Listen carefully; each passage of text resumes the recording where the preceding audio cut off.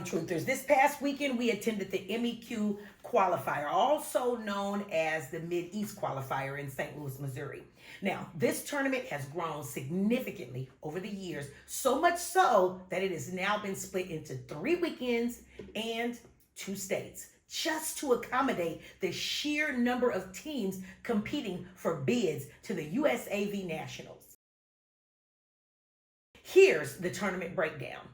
When and where each division plays. Well, weekend 1, 11s through 13s divisions, 14s American, Liberty, and Select divisions. Now, weekend 2 in St. Louis, Missouri. This is all 14s Open, all 15s, all 16s American, Liberty, and Select divisions. Weekend 3 is the second to the last weekend in March in Indianapolis. It will host 16 Open, USA, Select, and all 17s and 18s divisions.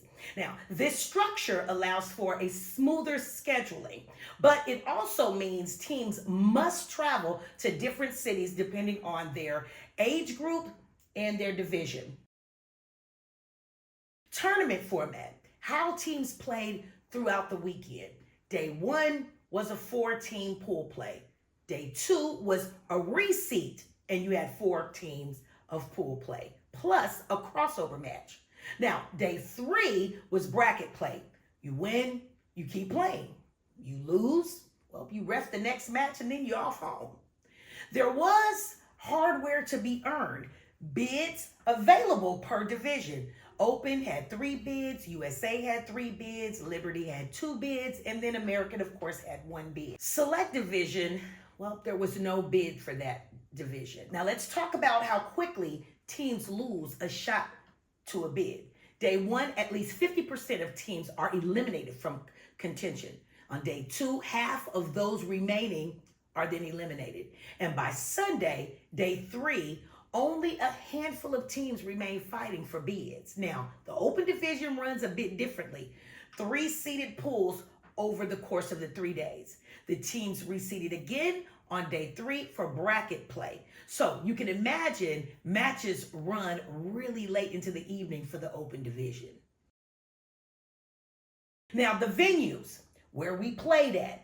The MEQ in the St. Louis portion of the tournament was split in between 2 locations, the America Center Convention Complex, downtown St. Louis, and the Bill Complex in Chesterfield, Missouri. The truth is, each venue offered different pros and cons. Let's break them down. Starting with parking and transportation. Downtown Convention Center parking was a nightmare, super expensive, and limited. If your hotel was within walking distance, you were super lucky. But if not, expect to pay between $20 and $30 per day for parking garages. The Chesterfield or the Beale Complex parking was 100% free. However, it was a 45-minute drive for most hotels and home bases. While the commute was frustrating, not paying for parking was a nice trade-off. Spectator costs. How much did it cost to watch? Well, a day pass is $20, cash only. A weekend pass was $45, but kids 12 and under were free. This is rare for a qualifier, so it was a pleasant surprise that the kids were free. Now, pricing was reasonable compared to other qualifiers where daily entry fees can exceed $30 in some cases. Food, and more food. The good, the bad, and the limited. Now, downtown St. Louis Convention Center, tons of restaurant options just outside and inside of the venue. There's a mix of healthy and unhealthy choices and more variety than most volleyball tournaments. But now in the Chesterfield, the Beale Complex location had the usual suspects at the standard concession stand. They had hot dogs, chips, candy, chicken fingers, Gatorade, and water. Very limited healthy options. They even offered breakfast, but beware of the food policy warning as no outside food is allowed inside the venue. Now, however, backpacks were not being searched, so if you packed light, you could get by without an issue. Now, the merch, what was available? Well, MEQ is sponsored by Nike, so the merch selection was pretty solid.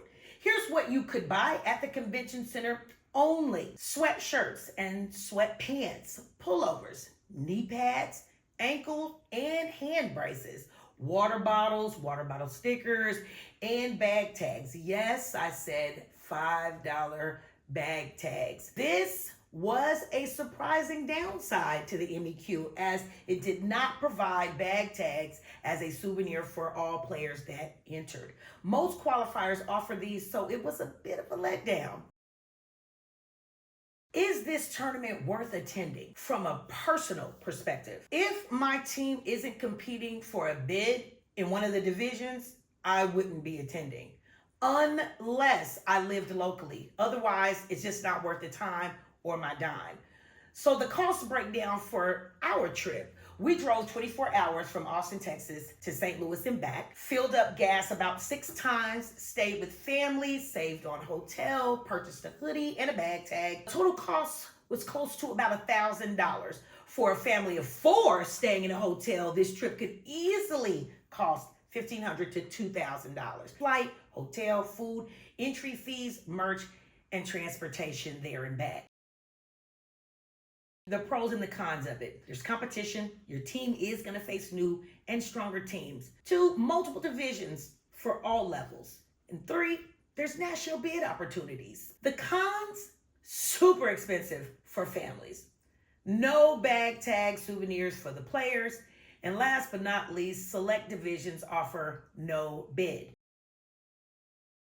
Final evaluation: should you go? Well, yes, if your team is competing for a bid or you're looking for higher competition. No, if you're traveling just for the select division. So let's remember this: no bid equals not worth the money. So MEQ has absolutely grown significantly again, and the competition is fierce. So if your team is serious about competing for a USA v National bid, this is the place to be. I want to say congratulations to all the teams who earned and punched their ticket to USA v Nationals this month. When I say it is rough out here in these volleyball streets, it's rough.